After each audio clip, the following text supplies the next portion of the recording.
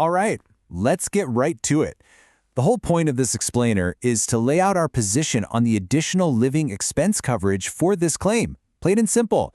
We're going to walk through the timeline, the policy language, and what Missouri law says so we're all on the same page. Let's jump in. Okay, so let's just cut to the chase. We're actually starting with our conclusion here. And why are we doing that? Because everything, and I mean everything, the facts, the policy itself, the laws in Missouri, it all lines up. The evidence is overwhelming and points to one single clear date when this whole thing started. So, to really get where we're coming from, we have to look at the timeline. It's a really simple sequence of events, nothing complicated, but it is absolutely the key to understanding when this loss actually began. And here it is. This timeline just nails it down to the exact moment the loss happened. Look, our whole point is that the trigger for coverage wasn't way later in October when some tests finally confirmed the hazard. No, it was back on January 31st, the second that asbestos tile was disturbed. That one action, right there, is what made the house uninhabitable. The 9 months after that, that was just us unknowingly living in a hazardous situation that was created on day one. Okay, so we've got the timeline down. Now let's pull up the policy itself and see how the actual words of the contract back this up. And you'll see, we don't need to twist any words or do any fancy interpretation here. It's written in plain English. And boom, right there. The policy is crystal clear. Coverage kicks in when the home becomes uninhabitable because of a direct physical loss. Well, what was the improper demolition and asbestos contamination on January 31st? That is the direct physical loss. Period. And you know, this really gets to the heart of it. The trigger for the policy is the physical state of the house, not whether we happen to know about it. Think about it. Is a house with poison in the air safe? Of course not. It doesn't matter if you know the poison is there or not. So on January 31st, the house became physically unsafe. That means it became uninhabitable. That's what the policy says. Okay, now I know the whole time period for payment has been a sticking point. So let's tackle that head on and get really clear about what the policy actually means when it talks about this. And this is a really important distinction.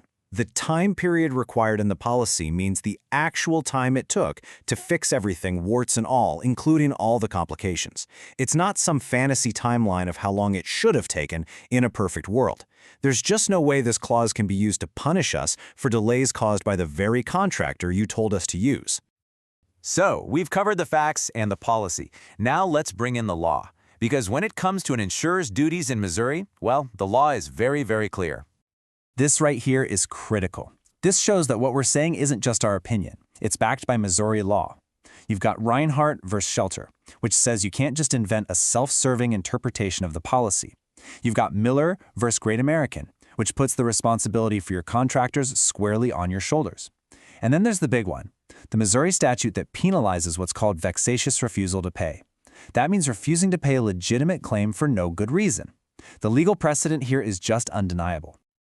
Okay, so we've laid out our case, the timeline, the policy, the law.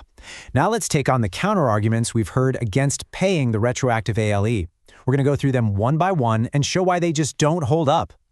So argument number one is this idea that you only owe for some imaginary 3-week repair window, but like we just saw in the policy, coverage is for the actual time required. Our position is rooted in reality, in what actually happened on this claim, not some made-up best-case scenario.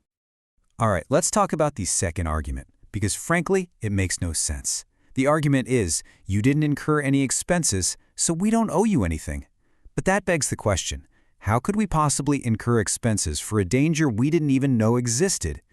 You can't use your own failure to notify us of a hazard as a reason to deny coverage. That's a completely backward incentive. And the last argument we've heard is basically pointing the finger at the contractor, Phoenix Restoration. But that's just shifting the blame. Our contract is with you, the insurer, not them. And Missouri law is very clear that you are responsible for the contractors you hire and manage.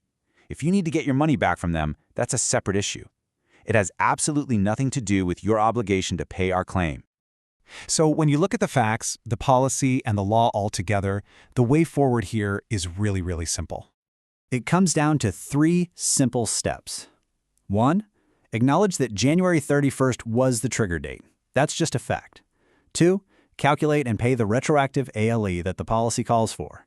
And 3, settle this thing quickly and fairly. That's how you act in good faith and avoid a much bigger problem under that vexatious refusal statute. So, it all comes down to this one question. We've shown you the facts, we've walked you through your own policy, and we've cited Missouri law. Everything points to one logical conclusion. The question is, will National General make a decision that aligns with all of that evidence? The path forward is to simply honor the contract. We're looking forward to getting this resolved fairly and quickly. Thank you.